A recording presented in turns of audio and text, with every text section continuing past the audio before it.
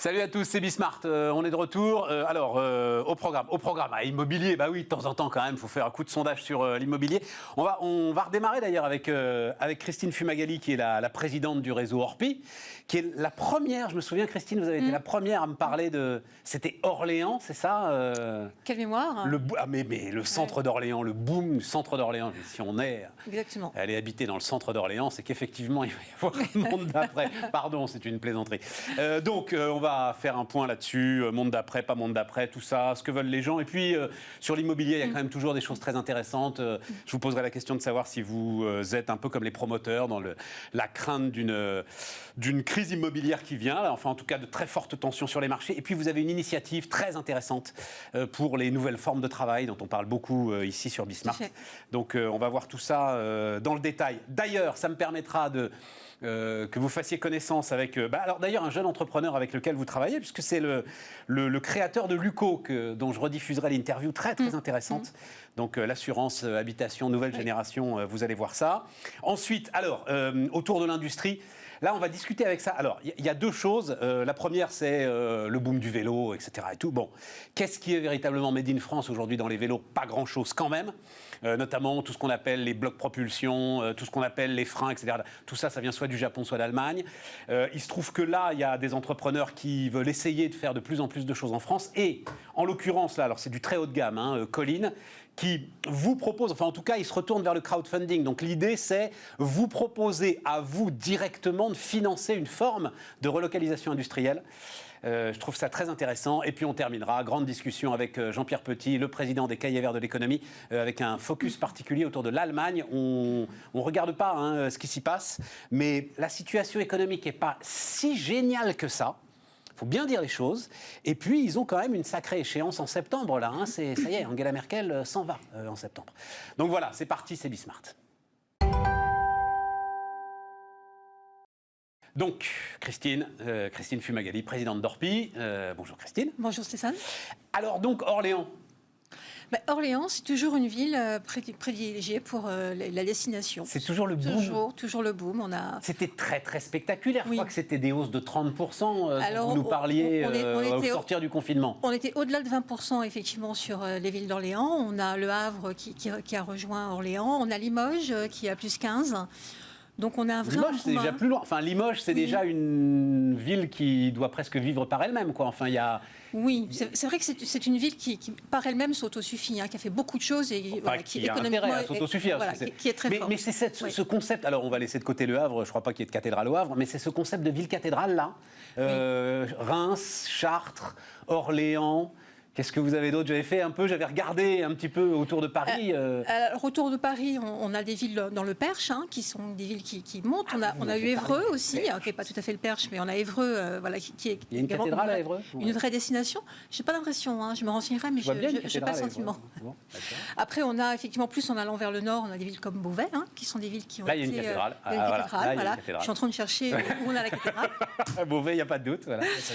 En fait, toutes les villes moyennes qui sont à des distances raisonnables pour pouvoir faire des trajets, que ce soit en voiture ou que ce soit donc en moyen de transport en commun, sont des villes qui émergent. Et quand on fait un sondage aujourd'hui chez Orpi en avril, on a 52% des détenteurs de projets qui ont envie d'aller vers des villes moyennes. Donc voilà, ça représente aujourd'hui une majorité de gens qui cherchent à bouger. Ça peut faire vraiment du volume, ça, Christine? Enfin, parce que bon, il y a du déclaratif. Après, il faut organiser la vie dans ces villes-là. Alors, ce qui est à surveiller, c'est la façon dont les projets vont se terminer. Mais on a quand même 23%, donc presque un quart des projets qui aujourd'hui nous disent on veut absolument, on finalise. Quand vous dites un quart des projets en volume, est-ce que je peux avoir une idée en volume de ce que ça représente? C'est quoi? C'est 10 000, 20 000, 50 000 projets? Alors, si on parle du nombre de transactions chez Orpi, on est à plus de 40 000 transactions à l'année. Je vous laisse faire le calcul. Ça représente déjà un mouvement important vers les villes moyennes. Ouais. On a également des clients qui flèchent également sur les zones rurales, notamment les investisseurs. Ça, c'est également une vraie tendance. C'est que tout le monde a entendu que ces zones rurales et que ces zones en ville moyenne, donc plutôt les régions et hors métropole, sont en train de prendre de la valeur. Donc on a des investisseurs plutôt jeunes qui sont en train de regarder pour aller acheter notamment dans les zones Action Cœur de Ville ou en tout cas éligibles de Normandie.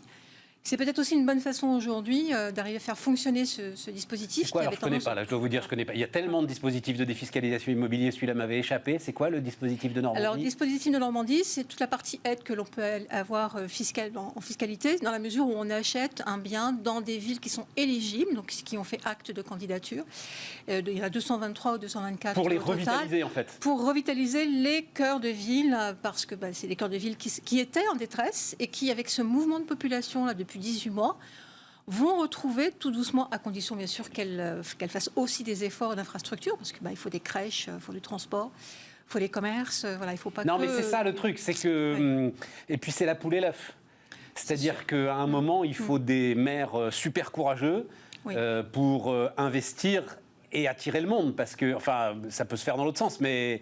Enfin, je parle, c'est votre expérience. En tout cas, il faut qu'ils attirent, parce qu'il y a effectivement des dispositifs fiscaux qui peuvent attirer, il y a les mouvements et les envies de nos clients qui ont envie de verdure, qui ont envie d'aller vers ces zones-là, mais pour les attirer de façon définitive et surtout les faire rester, parce que le but c'est qu'elles y restent, qu'elles s'installent, qu'elles fassent des enfants, qu'on ait vraiment des acteurs économiques en local, il faut que les maires prennent ces sujets-là à bras-le-corps. Donc voilà, on espère que cette tendance va s'installer, parce que ça fait un vrai rééquilibrage de l'univers de l'immobilier, qui était sous-jacent en fin 2019, parce qu'on en parlait, on parlait déjà d'Orléans à l'époque, on avait déjà dit attention, les villes nouvelles, on commence à avoir des villes moyennes qui sont des villes de nouvelles destinations, on sentait des envies d'aller voir un peu ailleurs.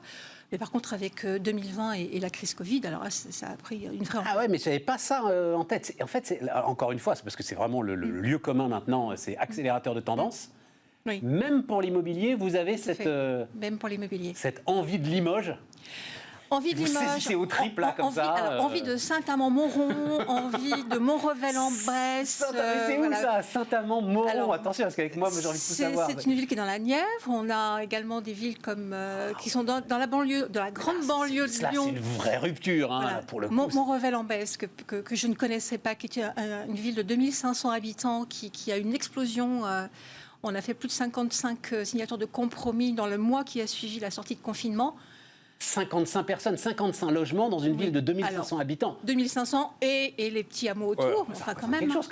Voilà. Donc au-delà des envies, au-delà de cet effet de coup d'accélérateur du phénomène du Covid et du confinement, on a une vraie tendance qui s'installe. Je suis convaincue que le télétravail favorise. C'est ça, télétravail, et puis on va voir ce qui se passe sur l'immobilier de bureau. Je me souviens très bien les formidables patrons de bureaux locaux qui étaient venus discuter avec nous. Il y avait, du côté de Reims, il se passait des trucs dingues en termes de réservation sur l'immobilier de bureau. Enfin voilà, si ça suit. Donc ça c'est fait. Ensuite, alors autre point qui m'intéresse beaucoup dans votre actualité, Christine, c'est on parle comme les acteurs, votre actualité. C'est non mais alors là, soyons sérieux. Donc association avec deux plateformes digitales qui s'appellent Garant.me et Luco, c'est ça? Oui. Donc Luco, on verra après.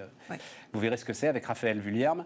Donc qu'est-ce que offre garantie de loyer impayé. Racontez-moi un petit peu pourquoi vous voulez changer la donne là-dessus. Alors, on veut changer la donne parce qu'on s'aperçoit qu'il y a deux choses. Il y a d'une part une friction du marché entre les locataires et les bailleurs, une tension qui s'est créée avec ce marché, cette offre et demande qui est complètement déséquilibrée. Et puis ces exigences... Trop de demandes, vous voulez dire. Trop de demandes, trop d'exigences des bailleurs sur les garanties et sur les niveaux de revenus et les cautions, etc., qui créent une vraie tension et qui empêchaient beaucoup de nouveaux acteurs sur le monde du travail, comme les CDD, les auto-entrepreneurs, les chefs d'entreprise, qui se retrouvaient ne pouvant pas accéder au logement parce que ne rentrant pas dans les cannes de la garantie des loyers impayés. Et on s'est dit, c'est pas possible, il faut qu'on arrête de dire non aux clients. En gros, si vous étiez salarié, ça allait, sinon vous étiez foutu. Et comme on sait que le salariat et le CDI sont quand même plutôt en perte de vitesse et qu'on est sur des vraies tendances de mobilité, ils ont dit, il faut absolument réfléchir. Donc on s'est dit, il nous faut une solution qui permette l'accès au logement à toutes ces personnes qui travaillent, qui ont un emploi, qui ont décidé de faire autre chose que du salariat classique en CDI et qui sont tout à fait solvables, avec une caution qui leur permette d'accéder au logement. Et de l'autre côté, on sait qu'un bailleur, lui, ce qui le fait trembler au quotidien, c'est est-ce que je vais toucher mon loyer ? Dans quel état je vais récupérer mon logement ? Et pour garantir au bailleur de toucher à date fixe un loyer qui va juste lui permettre de payer l'emprunt qu'il a sur son bien sur lequel il investit, on a trouvé une solution d'assurance avec Garant.me, entre autres, qui nous permet de pouvoir joindre les deux bouts. Et on offre aux locataires une plus grande possibilité d'accès au logement et également à nos bailleurs plus de sécurité. Eux Oui, parce que eux, ils acceptent de prendre davantage de risques finalement aujourd'hui que les banques, par exemple, qui offrent des dispositifs de garantie de loyer. Exactement, ils ont une analyse de dossier, analyse du risque qui est faite différemment, beaucoup plus sur le reste à vivre et sur la capacité de rembourser d'un foyer fiscal. Intéressant. Alors que c'est vrai que les autres organismes sont très ancrés sur effectivement le niveau de revenu. Mais la façon dont vous dépensez votre argent... oui, parce qu'en fait, on comprend parfaitement, et ça protège le marché, cette histoire des 30% pour des acquisitions. Bien sûr. Pour de la location, c'est quand même... vous avez raison, c'est quand même des choix, finalement, qui sont des choix de vie, et qui engagent beaucoup moins. Et c'est de plus en plus un choix de vie. On le voit sur nos clients. Moi, je suis donc agent immobilier dans Paris, 14e. Je ne sais pas si vous vous en rappelez. Mais oui, je m'en souviens, absolument. Et j'ai aujourd'hui plus de la moitié de ma clientèle en locataire qui correspond à ces nouveaux modes de consommation du travail. C'est des gens qui sont en CDD, qui n'ont pas envie de CDI, qui sont auto-entrepreneurs, qui veulent de la mobilité, de la liberté, et qui, notamment sur Paris, avec le niveau d'exigence en termes de garantie et de niveau de loyer, en fin de compte, on leur disait en permanence, non. Voilà. Et alors, il y a un mouvement intéressant. C'est-à-dire, d'abord, vous donniez un chiffre, mais quand même, les loyers impayés, c'est ridicule. Je crois que c'est 1% des loyers. Oui, 1%, à peine. Voilà. Alors on comprend que ce soit évidemment très très compliqué pour, c'est-à-dire pour le bailleur, mais enfin quand même. Ces 1% peuvent quand même être dramatiques. Mais là où c'est super intéressant votre mouvement, c'est que vous dites ça avait favorisé la location saisonnière, donc une belle manière de dire Airbnb. Sauf que là, c'est le retour de flamme pour ceux qui avaient un peu trop investi sur Airbnb, c'est ça Oui, c'est-à-dire qu'aujourd'hui, on reflèche la location, dite la location touristique, plutôt vers du saisonnier classique ou plutôt de la location meublée. Ouais. Donc on récupère aujourd'hui sur le parc locatif, et tant mieux. Les étudiants vont arriver, puisque ils vont pouvoir reprendre des études en présentiel normal. Voilà, on espère que ça sera maintenu à la rentrée. Absolument. Donc ils vont avoir besoin de se loger. Donc c'est peut-être la première année où sur des villes comme Paris, on n'aura pas cette tension de logement et qu'on pourra enfin leur offrir des conditions d'accès correctes au logement. Non, super intéressant et bravo de vous occuper de ce... Enfin voilà, il faut s'occuper de ce sujet. Ouais, exactement. Tant en termes, et on en parle beaucoup, de représentation de l'ensemble et de la façon de l'organisation de l'ensemble de ces nouveaux travailleurs, qu'en termes effectivement de garantie qu'on peut leur apporter pour le logement. Juste un mot, parce que parlons des bailleurs. J'avais eu une grande discussion avec Alain Dinin, vous pouvez retrouver ça d'ailleurs, ça devait être au mois de février dernier, quelque chose comme ça, où lui, il voulait un véritable statut d'entrepreneur, d'une certaine manière, pour ceux qui investissaient dans l'immobilier locatif, avec déductibilité des pertes, etc. Enfin, amortissement. Amortissement, exactement. Voilà. Pour absolument relancer en fait aujourd'hui la demande, parce que lui, promoteur, dit on est très très très loin des fameux 400 000 logements qui nous vaudraient chaque année, quoi.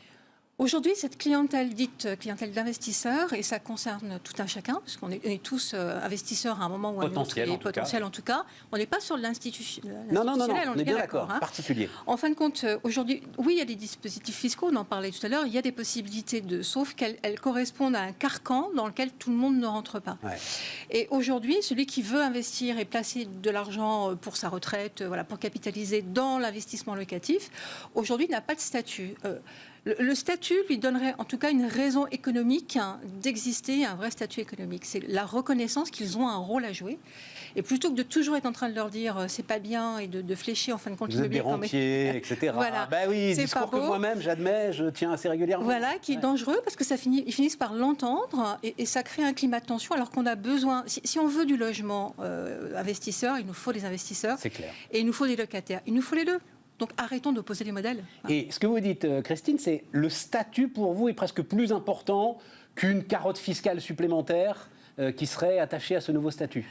Moi, je trouve que l'effet levier, on l'aurait déjà sur la reconnaissance officielle de l'existence et de l'intérêt de l'existence de l'investisseur, qui aujourd'hui quand même assez malmené, il faut le reconnaître. Et comme acteur économique. Exactement. Qui sert à loger les gens, ce qui n'est pas un détail. Bien sûr. On est bien d'accord. Aujourd'hui, c'est presque une honte d'arriver dans une agence immobilière et de dire « je veux investir ». Tellement on a essayé d'ancrer dans la psychologie de nos concitoyens cette notion que l'investisseur, c'est un rentier. Donc quelque part, c'est pas beau. C'est juste un acteur économique qui fait tourner l'économie locale, qui non délocalisables, c'est juste, c'est juste extraordinaire pour nos quartiers, nos villes, nos régions. Ah, mais et puis c'est une grande cause nationale. Bien sûr, je crois que... Donc il serait temps. Donc je rejoins M. Dinan bien sûr, sur ce projet. C'est bien, une sorte d'union sacrée. Oui, bien sûr, sur les bonnes idées.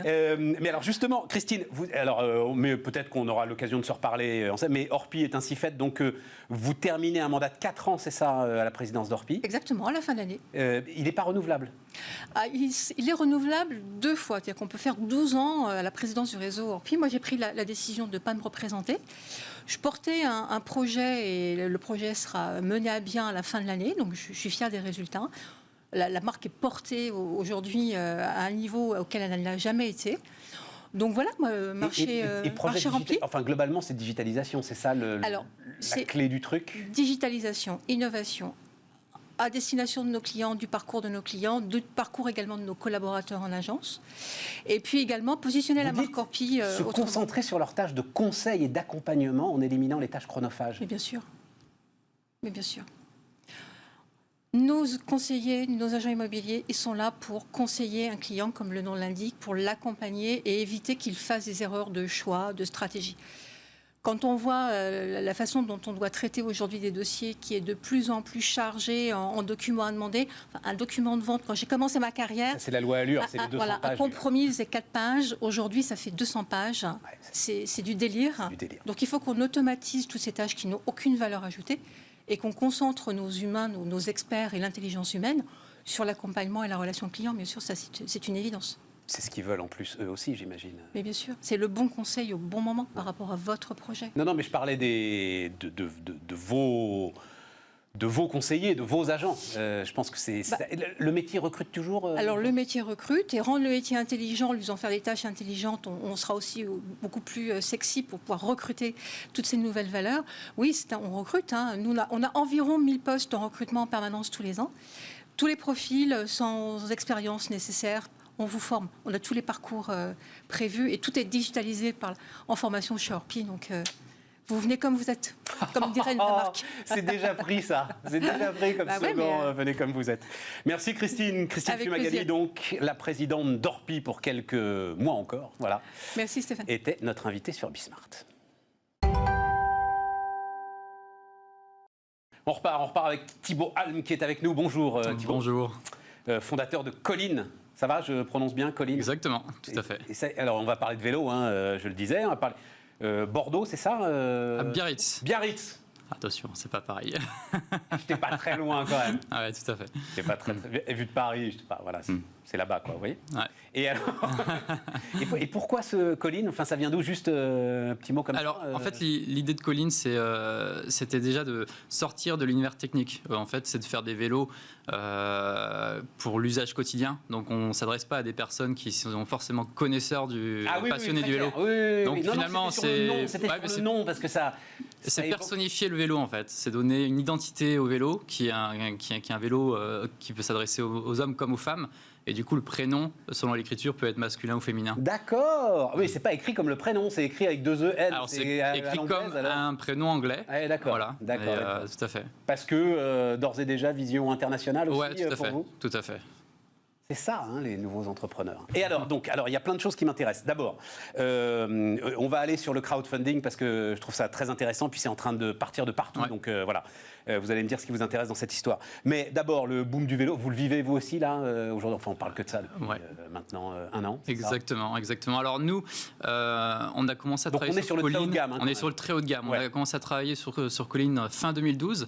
Donc c'est quelque chose de longue date. Ouais. On profite aujourd'hui du boom du vélo, mais surtout au fait que nous on fabrique en France, on fabrique dans nos ateliers. On va le voir là justement. Donc contrairement à beaucoup de fabricants qui sous-traitent la fabrication en Asie. Alors c'est vrai qu'on voit, on va le voir d'ailleurs, on va voir notamment l'ensemble des tubes là qui sont en carbone. Voilà, c'est ça. Après tout, alors on va parler du moteur ensemble. Après tout le bloc. Enfin, vous faites du Shimano comme tout le monde finalement. Tous les freins, etc. Ça vient du Japon, non? Non. Non. Non, pas du tout. Donc en fait, on travaille en en interne, on fabrique toute la partie composite, donc toute la partie carbone, c'est-à-dire le cadre. C'est ce qu'on va voir là, la découpe des plis carbone. Exactement. Donc là, c'est vraiment un travail très complexe, très minutieux. On a 313 plis carbone sur chaque cadre, donc c'est 313 couches carbone mises à la main une par une. Donc on fait toute cette étape de fabrication. On a développé toute l'électronique qui est spécifique, donc ça c'est des composants qu'on a développés du côté de Bordeaux. L'électronique, c'est le bloc moteur, ça? Alors c'est batterie, l'écran, c'est tout le bloc moteur. On travaille avec un sous-traitant américain. On a un moteur spécifique. Alors nous on est sur un moteur beaucoup plus puissant que ce qu'on peut retrouver sur les vélos traditionnels, parce que c'est des vélos qui sont essentiellement destinés à être des speed bikes. Donc on a toute la gamme qui est déclinée en speed bikes. Ce sont des vélos qui vont à 45 km/h. C'est ça. Donc il y a beaucoup plus de puissance. Et on n'utilise pas spécialement de transmission type Shimano ou SRAM parmi les plus connus. On utilise des composants qui sont un petit peu plus premium, plus sélectifs, comme par exemple on a une boîte de vitesse intégrée dans le vélo, et ça c'est fabriqué en Allemagne, donc c'est Pinion qui fabrique ça. Donc c'est les anciens ingénieurs de chez Porsche. J'ai reçu les concurrents de Pinion. Vous avez des Français qui font ça, qui se sont alliés avec Valeo, là. Oui, tout à fait. Ben oui. Tout à fait. On les connaît bien, on est aussi en discussion. Mais en effet, c'est le même type de... Moi, je ne suis pas du tout... pas du tout extrémiste du Made in France. C'est votre démarche est intéressante. Voilà, c'est la démarche est intéressante. Et moteur quand même, parce que le moteur lui-même... Ouais. Globalement, il est Bosch, non? Non. Ça peut être autre chose que Bosch? Oui, tout à fait, tout à fait. En fait, Bosch, Shimano font des moteurs pédaliers, plutôt orientés pour des vélos à assistance électrique, donc qui vont à 25 km/h. Donc ça fonctionne en 36 volts. Nous, on est sur des moteurs qui sont plus puissants. Ils supportent 1500 watts, ils fonctionnent en 48 volts. Et ils viennent des États-Unis alors? Et ils sont d'origine américaine, tout à fait, ouais. Quand vous dites d'origine américaine? Alors, il y a une partie fabriquée en Asie, mais comme tous les moteurs. Oui, mais en effet, c'est une conception vraiment... En fait, aux États-Unis, ils ne se vendent pas de vélos qui vont à 25 km/h avec des puissances de 250 watts. Donc, c'est des vélos qui sont tout de suite sur des puissances de 500 watts. À l'américaine. À l'américaine. Et donc, c'est plus orienté speed bike. Il faut savoir qu'il y a plus de puissance, plus de contraintes de fatigue, etc. Et là, en ce moment, où sont... Parce que j'imagine que vous vivez les pénuries, les tensions sur les fournisseurs, les choses comme ça. Alors forcément, il y a... Par exemple, sur les pièces un peu plus traditionnelles, par exemple les pneus, on travaille avec Schwalbe. Là, on est sur des... en effet, il y a quand même des délais à rallonge, donc il faut prévoir dès maintenant des stocks sur un an. C'est moins vrai sur les composants type pignon qui sont très exclusifs, où là il y a moins de problématiques comparé à les Allemands de pignon qui n'ont rien à voir. Si vous connaissez le vélo, vous vous dites mais oui, c'est le pignon des railleurs. Non, ça n'a rien à voir, c'est une pure coïncidence. Oui, tout à fait. Mais c'est très intéressant. Et donc, vous faites le pari que tout ça va être durable? Ah oui, tout à fait. Puisque vous investissez, puisque là, donc, vous allez même solliciter finalement chacun d'entre nous pour participer à votre croissance, vous estimez que tout ça est durable et qu'il faut monter l'outil industriel? Exactement. En fait, le marché du vélo se structure. Le marché du speed bike, alors, est complètement inconnu en France. C'est un marché qu'on connaît en Suisse, Allemagne, Belgique, Hollande. C'est en pleine croissance. Juste un point de règlement speed bike, vous n'êtes pas sur les pistes cyclables normalement. Exactement. C'est ça, Alors en Europe, à l'exception de la Suisse, c'est un cyclomoteur léger. Donc pour le moment, on s'est considéré comme un petit scooter. Donc on n'a pas le droit, comme un Solex. C'est le retour du Solex. Exactement. Donc on n'a pas le droit d'être sur les pistes cyclables. Par contre, et il faut un petit brevet de circulation. Là, il faut une petite, oui, voilà, ou avoir son permis voiture. D'accord. Et donc il y a une plaque d'immatriculation. Ouais, tout à fait, une assurance. En fait, c'est comme un scooter. En fait, il faut le voir comme un scooter, mais avec les avantages du vélo. C'est-à-dire qu'on peut le mettre dans le train, on peut le mettre dans son appartement. Finalement, c'est pas plus contraignant qu'un scooter. Très impressionnant quand ça démarre, je dois avouer que... Voilà, exactement. C'est quand même un effet bœuf. Et alors, c'est pas vrai en Suisse, dans le sens où en Suisse, la réglementation, ils ont considéré ça comme un vélo rapide. Et c'est pour ça que ça marche aussi très bien en Suisse, puisqu'il y a quand même une plaque, quand même une assurance, mais on peut prendre les pistes cyclables. Ils ont des meilleures infrastructures aussi. C'est un point qu'il faut prendre en compte. Tout à fait. Mais justement, vous n'avez pas peur que cette réglementation, suivie ou pas d'ailleurs, parce qu'on en voit des speedbikes sur les pistes cyclables et j'avais jamais remarqué qu'ils avaient une plaque d'immatriculation.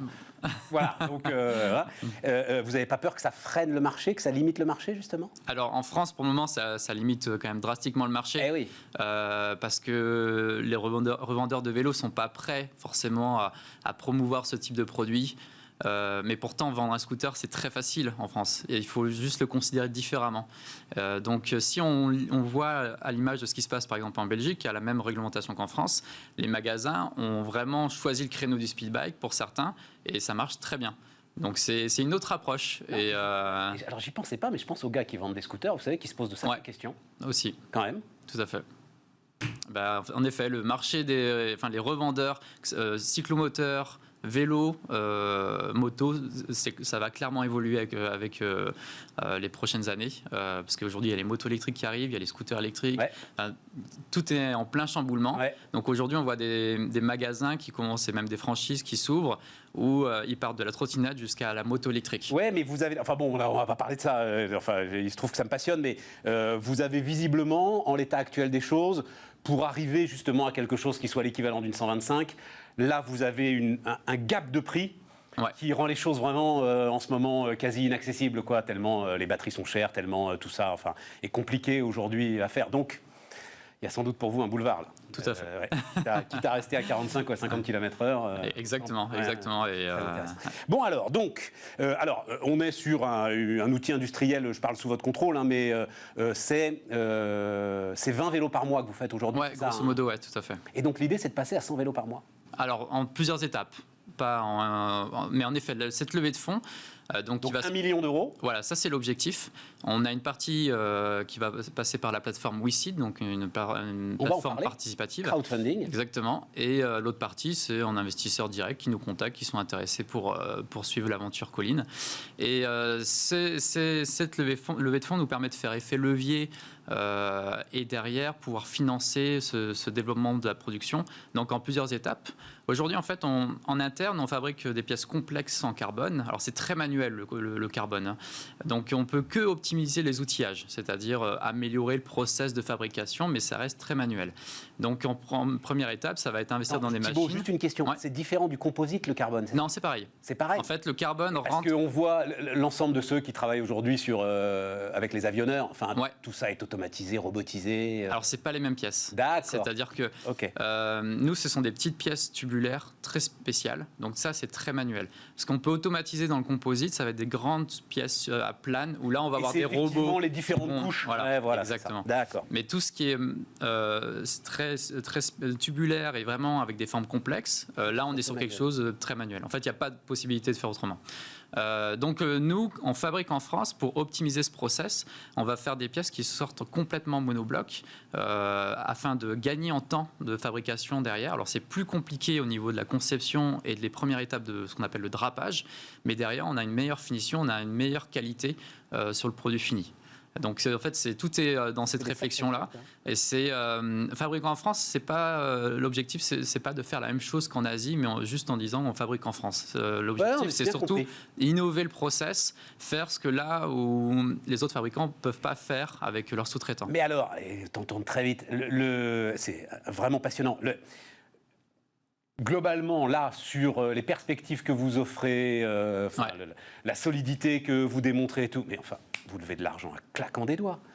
Pourquoi est-ce que vous allez... Parce que c'est pas de la dette, c'est bien, vous allez faire du crowdfunding en equity, c'est-à-dire vous allez vous retrouver avec 600 personnes à votre capital. Thibaut, vous êtes sûr du truc, là? Ah oui. Alors, le crowdfunding, c'est pas si compliqué que ça. Non, c'est pas compliqué. On attend la première assemblée générale. Non, en fait, dans le crowdfunding, ce qui se passe, c'est qu'on crée une holding qui permet de rassembler tous ces investisseurs. Et on représente cette holding afin de faciliter au niveau de l'AG. Pourquoi Alors, ça crée aussi une communauté. C'est pas, il faut le voir aussi comme une communauté. C'est finalement des gens qui croient au projet, donc entre guillemets des petits ambassadeurs. C'est plutôt animer cet aspect-là. Et c'est pas... voilà, finalement, quand on cherche des investisseurs, c'est aussi le réseau qu'on recherche. C'est aussi pas forcément uniquement l'apport financier. Et l'intérêt du crowdfunding, c'est aussi ça. C'est quelque chose qu'on ne met pas forcément suffisamment en avant. Et ne pas aller plus grand, plus fort, c'est pour pas vous diluer, vous voulez garder le contrôle. Alors, il y a des étapes, en effet. Là, on est sur... Parce que, à mon avis, là, vous allez solliciter 2-3 investisseurs professionnels, ils vous font un chèque de 10 millions d'euros du jour au lendemain, je pense.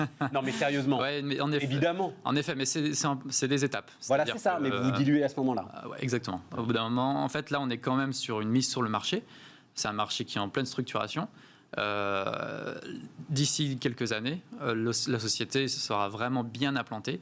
Et là, on pourra envisager quelque chose de plus important. L'outil industriel, il est à Biarritz ? Exactement. Et il restera sur Biarritz, le secteur. Peut-être pas à Biarritz même, mais sur le secteur. Sur le secteur. Ouais, vous avez tout ce qu'il faut là pour monter en puissance et pour monter en gamme. Exactement. Et puis, vous développez quand même beaucoup la vente directe. C'est-à-dire que le sujet, on parlait des revendeurs, mais visiblement pour vous, la vente directe est sans doute quelque chose de plus efficace, non ? Alors, en fait, ce qui se passe, c'est que, dans un premier temps, on a fait beaucoup de ventes directes. Maintenant, on a de plus en plus de magasins intéressés pour travailler avec nous. Et c'est important d'avoir une antenne locale pour la maintenance, le SAV, pour les services autour du vélo. Demain, ce qu'on va faire, c'est surtout travailler la personnalisation exclusive. Ce qu'on est capable de faire là où les autres fabricants ne peuvent pas intervenir, c'est faire un vélo à la carte. Avec des choses qui ne sont même pas dans notre offre, c'est-à-dire vous voulez telle couleur, on est capable de le faire, vous voulez telle incrustation dans la peinture, on peut le faire, vous voulez des manivelles polies à la main, on est capable de le faire. Et travailler sur ces choses-là qui finalement rendent le produit complètement unique et ensuite faire le relais avec notre magasin local. Et 30 secondes, récupérer j'ai vu, vous voulez donc progresser sur le moteur, récupérer la puissance du freinage. Ouais, tout à fait. Récupérer l'énergie de la puissance du freinage. Mais c'est des dispositifs, ça, qui sont des dispositifs de... Alors, on parlait de l'avionique tout à l'heure, mais super élaborés quand même. Ouais, alors il y a quand même déjà des systèmes qui existent, mais on veut aller plus loin. C'est-à-dire qu'aujourd'hui, les systèmes qui récupèrent l'énergie permettent de récupérer 5 à 10% grand maximum sur la capacité de la batterie. Ouais. Demain, on travaille sur des nouvelles batteries, des nouvelles technologies de moteurs qui permettront de récupérer 25 à 30% d'énergie sur un trajet. Donc on est beaucoup plus élaboré, on va avoir quelque chose de beaucoup plus poussé. Et ça, c'est grâce notamment à notre positionnement premium, où on peut se permettre d'innover, d'avoir des composants certes plus coûteux, mais plus aboutis techniquement. Ça s'appelle Colline, donc avec 2 E. Merci beaucoup Thibaut d'être venu nous raconter tout ça. On termine Bismart tout de suite, les amis.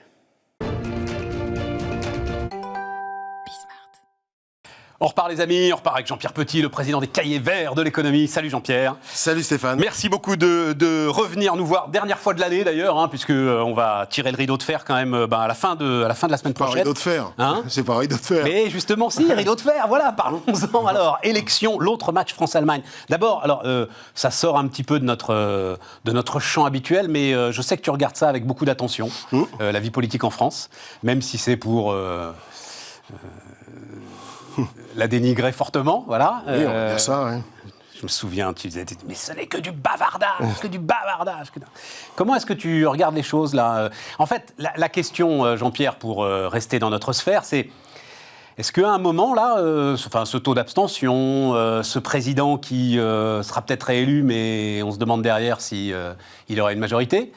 J'entendais Jean-Pierre Raffarin ce matin, c'est très intéressant, disant oui, il est réélu, mais enfin là, il ne gagne pas législatif, quoi. Voilà.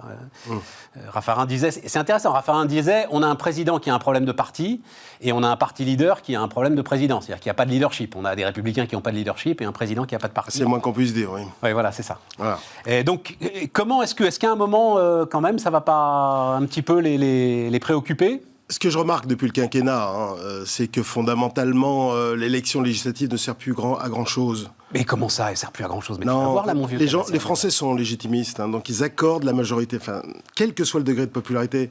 Non, mais regarde... Raffarin, ce matin, disait... Regarde Chirac en 2002, c'est le premier. En 2002, il l'emporte avec à peine 20% des suffrages exprimés au premier tour. Mais pas sur une réélection. Tout le problème, de la vague... Tout le problème de la vague... Oui, mais c'était 97, c'était une fausse réélection. On sortait de cohabitation. Il est élu en 95. Il est élu en 95, il perd législative. Et donc, en fait, d'une certaine manière, il est réélu en 2002. C'est presque une nouvelle vague. T'as Hollande en 2012. Enfin, tu vois, t'as le nouveau celui que personne n'attendait 2 ans auparavant, Macron, qui arrive sans parti. Oui. Sans parti, avec une majorité à l'Assemblée nationale. Oui, sauf que là, il n'y aura plus l'effet de surprise. Il n'y aura plus le... D'accord. Tu vois, Je suis d'accord avec ça. Ça, c'est juste. Voilà. Il n'y aura pas l'effet de surprise. Mais néanmoins...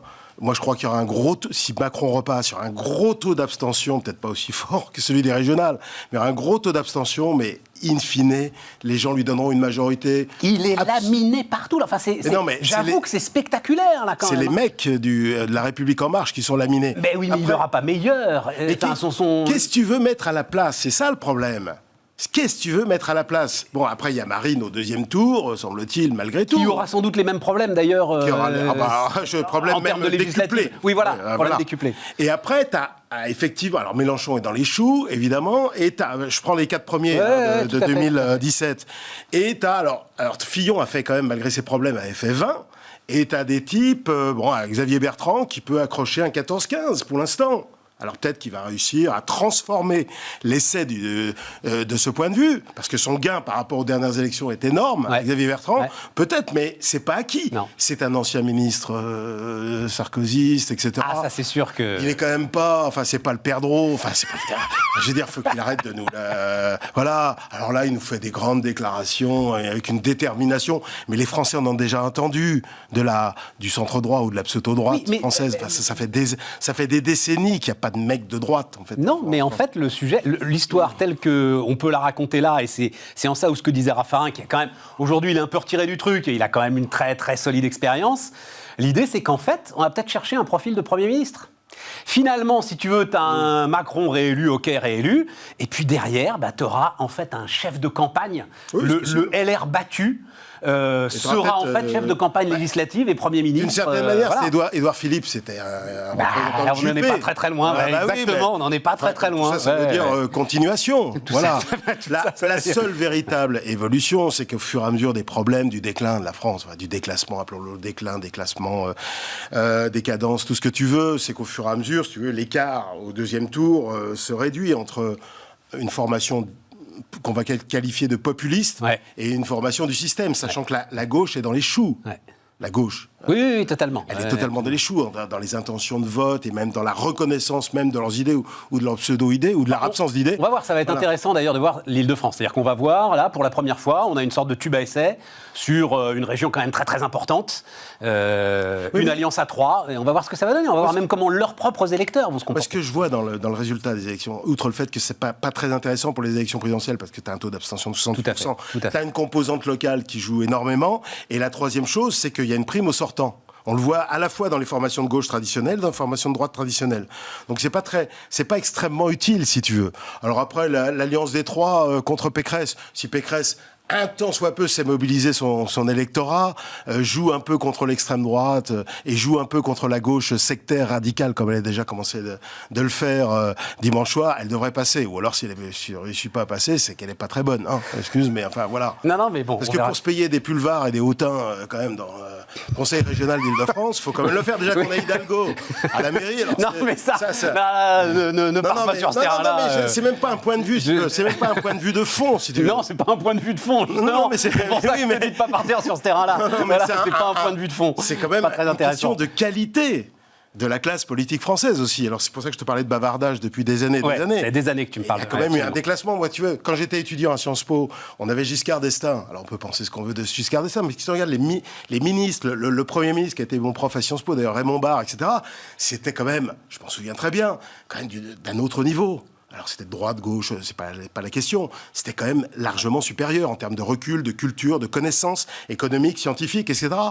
Et le déclin, de ce strict point de vue, il a commencé avec Mitterrand, d'ailleurs. Je dois le reconnaître.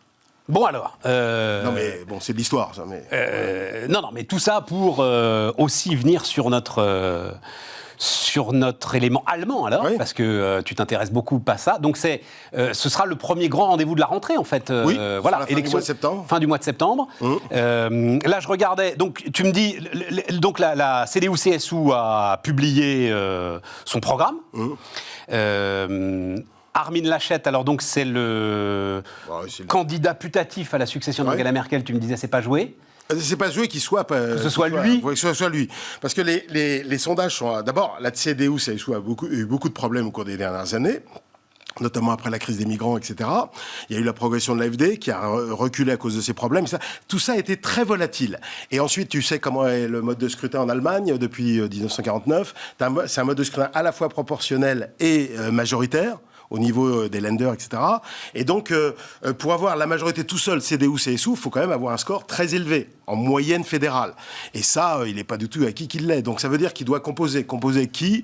Alors, il y a l'allié fédéral, l'allié du parti libéral FDP, mais il faut qu'il fasse 5% au niveau national. Et puis, tu as les Grünen.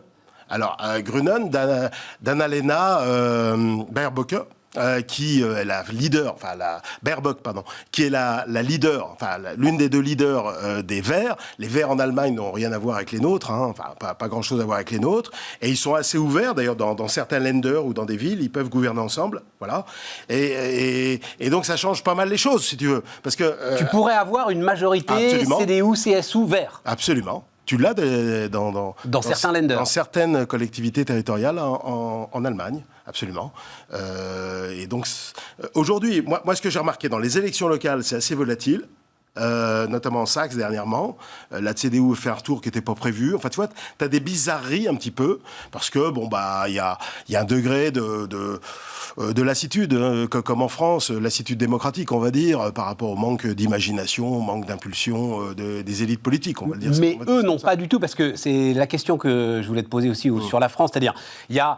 on le voit bien, là, on l'a vu avec la Hongrie à l'occasion de l'Euro. D'ailleurs, c'était intéressant. J'ai appris des tas de trucs sur Viktor Orban et sur la façon dont il politise même le football. Enfin, c'est très étonnant avec une. Je m'excuse, mais je veux pas t'interrompre. Vas-y. Mais les autres aussi le politisent. Enfin, je veux dire, lui, il répond à autre chose. C'est pas la même chose. Comment ça, les autres aussi le politisent ? Oui, t'as raison. Macron, il en fait des caisses aussi. Oui, mais lui, visiblement, va très très loin quand même sur le. Mais il joue un peu comme Erdogan d'ailleurs. C'est marrant. Le Turc aussi, il va très très loin. Il a créé son propre club de foot à Istanbul. Lui, il joue l'alternative droite nationale, en fait, d'une certaine manière, Orban. Et en Pologne, en Slovaquie, tu as la même chose. Et en fait, Orban est le produit, comment dirais-je, les velléités nationalistes que tu vois en Europe centrale, c'est la réponse de quoi ? La réponse du déclin européen, d'une manière générale, du déclin du fonctionnement institutionnel de l'Union européenne et de la crise des migrants, ne l'oublie pas. Oui. Ça, c'est le legs, l'un des legs d'Angela Merkel. Elle a foutu un bordel sans nom en Europe centrale, en Italie. Et n'oublie pas que si on dépend d'Erdogan, aujourd'hui, l'épée de Damoclès d'Erdogan sur les réfugiés, c'est grâce à Mme Merkel. J'aimerais bien qu'on fasse un petit bilan là-dessus. Et Armin Laschet, en l'occurrence, l'a soutenu dans cette histoire-là. Sur cette histoire-là. Sur cette histoire-là, il n'a pas été le cas d'ailleurs de pas mal d'autres membres. Ce qui n'était pas le cas d'autres barons, effectivement, de... Non, mais Armin Laschet, si tu veux, globalement. Ce qui le rend peut-être d'ailleurs plus compatible, effectivement, avec les Verts pour... ce qui le rend plus compatible de ce point de vue. Non, mais en fait, il fait comme Angela Merkel, il ramasse partout. En fait, Angela Merkel, en 16 ans, elle a été surtout attentive à quoi ? À ses sondages. Voilà, c'est ça, en fait. Fondamentalement. C'est une femme sans vision.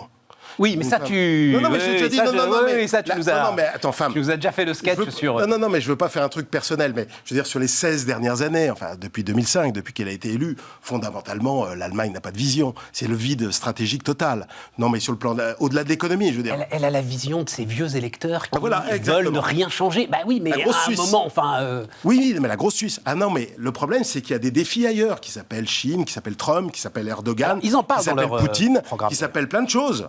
Qui s'appelle transition numérique sur lesquelles ils sont en retard, qui s'appelle rénovation des infrastructures. Enfin, il y a d'autres problèmes. On ne peut pas gérer l'avenir d'un pays uniquement en tenant compte. Effectivement, c'est le pays le plus vieux, enfin l'un des pays les plus vieux du monde, puisque les plus de 65 ans représentent 21% de la population. L'âge médian est quasiment à 47 ans, un petit peu moins. Donc, évidemment, je comprends. Mais si tu veux, l'Europe existe, il n'y a pas que l'Allemagne, et puis il y a besoin d'avoir une autre ambition pour le futur de l'Allemagne. Alors, parlons-en justement, parce que donc, dans le programme CDU-CSU, le plus grand défi de politique étrangère et de sécurité est posé aujourd'hui par la République populaire de Chine, écrivent-ils, un rival systémique, donc ça c'est le nouveau terme, rival systémique, qui sort de l'OTAN. Oui, mais je me demande moi aussi ce que ça veut dire, rival systémique. Non, mais c'est du baratin encore. Tu vois, c'est un truc pour combler les insuffisances passées. Parce que s'il y a bien un chef d'État ou de gouvernement systémique qui a été naïf... Non, mais attends, parce que nous aussi, Biden disparaît, les Américains disparaissent, ils rival systémique. C'est le nouveau vocabulaire de l'OTAN, ça. Je te parle au cours des 10-15 dernières années. Ceux qui ont été les plus naïfs du point de vue de la politique de la concurrence, de la politique commerciale à l'égard de la montée chinoise, pas montée commerciale, montée technologique, politique et militaire, c'est bien l'Allemagne. Ça, je peux te le dire. Voilà. En quoi ils ont été naïfs? Enfin, ils ont profité de la montée en puissance de l'usine chinoise en vendant des masses de machines-outils. Mais ça, c'est pas une stratégie. Ensuite, ça c'est une vision. C'est leur stratégie mercantile, c'est une stratégie. Voilà, oui, mais c'est pas une stratégie. Alors, non, pour moi, c'est pas une stratégie. C'est très court terme, si tu veux. C'est pour aider, effectivement, les parts de marché, enfin, sauvegarder les parts de marché. À court terme, tu te fais une industrie de la machine-outil qui est la meilleure du monde, c'est pas. Mais elle l'était avant, c'est pas vrai, ça. Je suis pas d'accord avec toi. Puisqu'elle l'est, autant aller servir les marchés qui achètent. Je vais te dire une chose. Les parts de marché ont quand même commencé à baisser en Allemagne, alors moins que nous, mais dans les dernières années, ils ont baissé. Les coûts de production, les coûts salariaux unitaires de l'Allemagne, qui s'étaient nettement améliorés après Schröder dans les années 2000, ont rejoint l'Europe. Les gains de productivité, parce que ça ne sert à rien de faire des parts de marché pour faire des parts de marché, les gains de productivité ont décliné en Allemagne en relatif à nous. Les taux de marge ont baissé. La profitabilité, la productivité du site industriel allemand décline. Voilà la réalité allemande. D'accord. Donc c'est une vision purement court-termiste, très sondage, etc. Avec une vision un peu cucul-à-praline, très égocentrique, rentière, la fermière qui garde ses sous, quoi, en fait, et qui compte ses sous. Non, mais c'était ça. Attends, sur la crise Lehman et sur la crise de la dette souveraine, elle a dit quoi aux pays d'Europe du Sud et à la France? Elle a dit, faites comme nous, baissez les salaires. Ah, vous avez des salaires trop hauts. Ok, ça. Okay. Mais sur la crise de la dette souveraine, d'accord, mais on ne peut pas dire deux choses, Jean-Pierre. On ne peut pas dire elle a eu tort de laisser rentrer les migrants, ce qui a été un geste, chacun en pense ce qu'on veut, mais ce qui a été un geste quasi révolutionnaire, voilà, je vais le dire comme ça, au cœur de l'Europe, et dire c'est une fermière qui compte ses sous, tu vois. Elle a été capable de choix, elle aussi, de choix politiques forts. C'est la contradiction. C'est-à-dire qu'elle a été extraordinairement exigeante à l'égard de ses partenaires européens, et on est ensemble quand même depuis 1957. Y compris l'Italie, dans quelle situation elle l'a mis? T'as vu les dépenses d'éducation? Enfin, je veux dire, l'Italie encore plus déclinée, alors qu'en plus c'est un pays qui faisait des efforts. C'est l'Italie qui s'est mise elle-même dans cette situation, Jean-Pierre. Mais l'Italie des années... Comme nous, l'Allemagne n'est pas responsable. L'Italie des années 80... Ben oui, mais on vit dans une union monétaire, donc il faut être un minimum solidaire. On peut pas dire dans une union monétaire, faites comme nous, baissez les salaires, baissez la demande intérieure pour avoir un excédent courant. Ça ne veut rien dire. Et à quoi il sert son excédent courant? Tu veux me le dire? Avant Covid, il avait un excédent courant de 7% du PIB. À quoi ça sert? Alors que cette épargne, on aurait pu l'utiliser pour rénover les infrastructures, pour favoriser la transition énergétique, climatique, y compris en Allemagne d'ailleurs, parce qu'il y a des besoins. Non, qu'est-ce que ça va faire? Ça va faire son comportement de rentier d'épargnant, là, à acheter des trésoreries qui rapportent 1%. C'est ridicule l'attitude de l'Allemagne. Ridicule. L'excédent courant ne sert à rien. L'excédent budgétaire, il sert à quoi? À quoi ça sert un excédent budgétaire? Alors qu'il y a plein de besoins en Allemagne. Il y a plein de besoins, ça sert à quoi? Ça sert à rembourser la dette. Non, à faire baisser les taux d'intérêt. Ça sert à rembourser la dette. Mais non. Et oui, et ça sert... Alors malheureusement... Ça sert à la France à pouvoir, ça donne de la solidité à l'euro et donc ça nous permet de nous endetter à gogo. C'est Mario Draghi qui a sauvé la truc. Ce qu'a fait Angela Merkel entre 2008 et 2012, avant que Mario Draghi sauve le truc, c'était qu'elle demandait à la BCE, elle a fait pression à la BCE pour augmenter ses taux, elle a fait pression dans tous les gouvernements pour tous pratiquer l'austérité budgétaire en même temps, ce qui nous a renvoyé en récession, je te le rappelle, entre 2011 et 2013. Elle a fait une surenchère prudentielle pour contrôler les établissements de crédit, alors qu'elle a le système bancaire. Attends, parce que je vais te faire plaisir. Parce que je vais te faire plaisir, parce qu'ils ont l'air de vouloir continuer quand même. Donc, programme de la CDU-CSU, nous voulons revenir le plus rapidement possible à des budgets équilibrés, sans nouvelle dette, abaisser le taux d'endettement des administrations publiques sous la barre de 60%, sans hausse d'impôts, donc ça veut dire à un moment, il va falloir serrer le kiki, comme les disent, et donc sur l'idée d'une mutualisation des dettes, puisque c'est peut-être à ça que tu penses, comme le disent les critères de Maastricht, chaque État est responsable de son propre endettement. L'idée est d'éviter une situation dans laquelle un pays est lié aux dettes d'un autre. Ce principe est toujours d'actualité. Voilà. Il fait ce qu'il veut. C'est ce que dit Armin. Mais il fait ce qu'il veut, Armin Laschet, pour son pays. Voilà. Mais cette doctrine ne doit pas s'imposer à l'ensemble de l'échelle européenne. Et cette doctrine ne s'impose pas. Simplement, nous, on est incapables de la moindre rigueur budgétaire. Je dépense donc je suis. C'est une phrase de Jean-Pierre Petit. Oui, donc, je suis d'accord. Mais ça ne fait rien. Enfin, je veux dire, ça ne fait rien. Du point de vue de l'optimum européen... Les gars n'ont pas envie d'être emportés par nos propres dérives. Tu vois, c'est ça le sujet. Mais ça fait 30 ans qu'on dérive. Est-ce que ça a posé un problème pour l'Allemagne? Non, parce qu'elle a mené cette politique que tu qualifies de politique de boutique. Non, parce que ça a maintenu la demande domestique quand même en Europe. Je te signale qu'ils font 38% de leurs exportations, ils le font en zone euro. Si on s'effondre, ils seront en difficulté. Hein, et le pays. Tu veux dire heureusement qu'on fait du déficit pour acheter des BMW, quoi. Ça leur sert bien. Et par comme ailleurs, les sous-marins grecs à la grande époque. 40% de leurs exports. 40% de leurs exports. Et je vais te dire une autre chose. Ils sont créditeurs à notre égard, créanciers à notre égard. Tu connais la maxime de Keynes.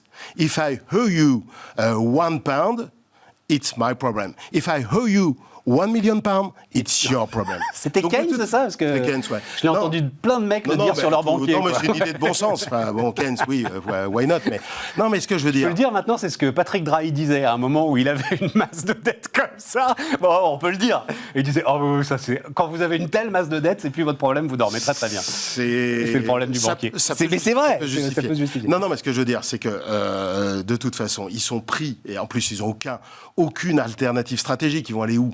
Vers Poutine, vers machin. C'est pour ça que moi... Non, alors oui, et puis lui aussi, ils en parlent de Poutine. Attends, un mot là-dessus, puisqu'on en parlait, on a parlé de la Chine. Et effectivement, sur Poutine, là aussi, les choses sont assez claires. Il a brisé nos valeurs, quoi. En gros, faudrait que je retrouve ça. Voilà, oui. La Russie défie nos valeurs et viole le droit international. Voilà, à travers l'annexion de la Crimée. D'accord, mais ça, il tient ce discours-là sur la rigueur budgétaire à son électorat traditionnel. Oui. Donc ça, c'est normal. Oui. Voilà. Donc c'est tout.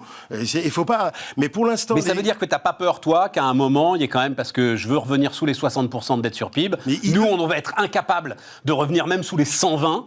Donc à un moment, quand même, ça sent la fracture, non? Non, je ne crois pas. Tu crois pas? Je ne crois pas et je pense que si jamais ça... Parce que justement, ils peuvent aller nulle part, c'est ça? Bien sûr. Ouais. Et puis Armin Laschet, en fait, il fait ça pour son électorat parce que c'est vrai que c'est un mec... perçu comme très ouvert à l'Europe, proche de la France, enfin dans l'ensemble, hein, par rapport à Stoiber ou d'autres. Et donc de ce point de vue, il doit donner un petit peu des gages à l'aile traditionnelle de son parti. Mais sinon, fondamentalement, je crois qu'ils n'ont pas le choix.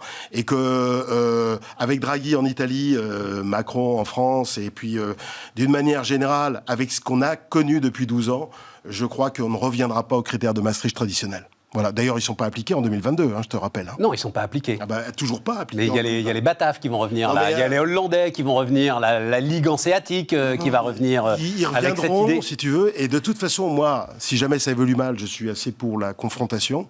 Il y a un gars qui s'appelait De Gaulle qui a pratiqué la politique de la chaise vide en 65-66 quand ça lui convenait pas. Ouais, mais le problème, c'est qu'on était en position de force à ce moment-là. Là, on n'est plus du tout en position de force, Jean-Pierre. On a Mario Draghi, on a un pays qui représente quand même 15% du PIB de la zone euro, qui est crédible, même en Allemagne, enfin, qui a une certaine crédibilité. Mario Draghi est crédible, oui. Il a une crédibilité internationale, on va dire. On a Macron qui tient à peu près la route, c'est mieux qu'avant, etc. On aura les pays d'Europe du Sud qui sont considérablement améliorés, l'Espagne et la Grèce, etc. Donc si jamais ils sont agressifs à notre égard, il faudra aller se confronter à eux. Voilà. Mais on ne peut pas revenir aux critères de Maastricht. Et tout le monde le sait très bien. Moi, il y a dans la littérature académique, chez les économistes universitaires, il y a plein de gens qui écrivent aujourd'hui que de toute façon, les critères de Maastricht, on ne peut pas revenir dessus. Ouais. Il y a eu un rapport du Conseil d'analyse économique ou du Cercle des économistes. Mais eux, ils disent ce qu'ils veulent. Enfin, c'est pas eux qui... Non, mais au niveau international, alors qu'il y a 10 ans, je m'en souviens très bien, quand j'étais en débat avec toi en 2009, 2010, 2011, 2012, au moment de la crise de la dette souveraine, tu avais plein de gens que tu recevais d'ailleurs. Ah, mais bien sûr. Qui te disaient, non, c'est bien, il faut augmenter les taux. Ah, bah oui, non, faut... Bah oui, mais ça marche pas. Ça marche pas économiquement et ça marche pas politiquement, c'est impossible. Tu disais qu'on peut plus... Mais aujourd'hui, politiquement, tu peux plus. Parce que tu dépends de quoi? Regarde les gilets jaunes. C'est une décision d'un mec dans le bureau de l'Élysée qui décide d'augmenter la fiscalité dont tout le monde se fout sur les carburants. Et résultat, tu as des émeutes comme tu les as pas vues depuis la guerre d'Algérie. Donc tu as quand même un problème de soutenabilité politique. C'est pas une question économique, financière. C'est la soutenabilité politique. Et c'est même l'avenir de la démocratie d'une certaine manière. Voilà, donc on s'en fout de... Ça marche pas et ça pourra pas marcher. Oui, ce qui nous amène à un autre débat, qu'on n'aura pas, mais ce qui derrière pose alors à ce moment-là, la question de l'annulation d'une partie de cette dette, c'est-à-dire que à partir du moment où tu dis, je sais que toi tu es favorable à ça, hein, à partir du moment où tu dis, il peut pas y avoir de retour en arrière et surtout, on boucle la boucle, nos démocraties sont quand même trop fragiles pour qu'on prenne le risque de l'austérité, quoi. Globalement, voilà, c'est ça Bien sûr. Le sujet. Et de toute façon, la dette, on l'annulera d'une façon ou d'une autre, hein, de toute façon. Si on a des taux d'intérêt réels négatifs, comme c'est le cas aujourd'hui, et qui risquent de durer très longtemps, eh ben en fait, in fine, au fur et à mesure du temps, pour un équilibre budgétaire donné, enfin, pour une politique budgétaire donnée, on finit par annuler la dette. Fondamentalement. Ah oui, mais enfin, il faut quand même pas mal de temps avant. Je prends le pari avec toi que ça va durer très très très longtemps. Des taux d'intérêt négatifs ? Ah oui, réels négatifs. Réels négatifs. Mais réels négatifs. Ah bah oui. C'est pour ça qu'il ne faut pas trop se plaindre de la remontée de l'inflation. C'est-à-dire si on enlève un petit peu d'inflation et quand même un petit peu de croissance. Si on a 2,5-3 dans les prochaines années, personne n'est jamais mort d'une inflation à 2,5-3. Si on revenait à une inflation à 2 chiffres, là, comme dans les années 70, je sais ok. Mais qu'on sorte des pressions déflationnistes qu'on a connues depuis Lehman Brothers, avec une inflation, surtout en Europe continentale, désespérément faible, eh bien tant mieux qu'on revienne à 2,5 ou un truc comme ça. Donc, on conclut, élection allemande, début septembre. Et puis je voudrais juste... ne lisez pas donc, ce qu'écrit la CDU-CSU, on s'en fout complètement, voilà, nous dit Jean-Pierre Petit.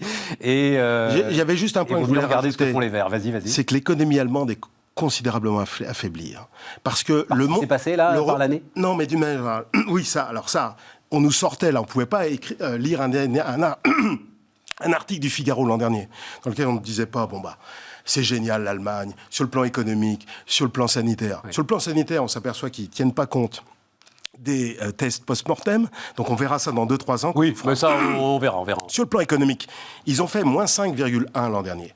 La zone euro hors Allemagne a fait moins 7,3, donc 2 points d'écart. Cette année, ils vont faire combien ? 3,8. Et la zone euro hors Allemagne va faire 6,2. Donc on va complètement combler. Il n'y a pas d'avantage économique à l'Allemagne. L'Allemagne est à moins 7 au T1, je te le rappelle. Donc il n'y a pas d'avantage à l'Allemagne. C'est les Bataves, c'est les Hollandais. Et si je peux rajouter une petite chose ? Alors, toute petite, mais t'as plus de voix, c'est pour ça que on s'arrête. Le modèle allemand... Je peux pas te donner un coup à boire. Oui, pour fêter la saison. Le modèle allemand est en perte de vitesse. Dépendance très forte à l'égard des énergies fossiles. Le modèle qui n'est pas compatible avec l'environnement, notamment la chimie. L'automobile thermique. Ça, c'est un vrai sujet. Dépendance très forte à l'égard des chaînes de valeur internationales, et c'est dangereux. États-Unis, Chine, Royaume-Uni. Vieillissement accéléré, décomposition du système bancaire. Il y a plein de trucs qui ne fonctionnent pas en Allemagne. Et ça, je remarque, alors il y a des trucs qui fonctionnent mieux que chez nous. Ça, la formation professionnelle, il n'y a pas photo. Le fonctionnement du marché du travail, il n'y a pas photo. La recherche-développement est plus élevée que chez nous. Il y a plein de trucs qui fonctionnent mieux. Mais les trucs qui ne fonctionnent pas, souvent en France... Je crois qu'on les néglige considérablement. L'Allemagne... Il y a une sorte de fascination. Voilà, toujours, mais idiote. Et l'Allemagne sous-performait la zone euro en 2018-2019 avant la crise Covid. Ça c'est un peu oublié aussi. Eh oui. Bien. Merci Jean-Pierre.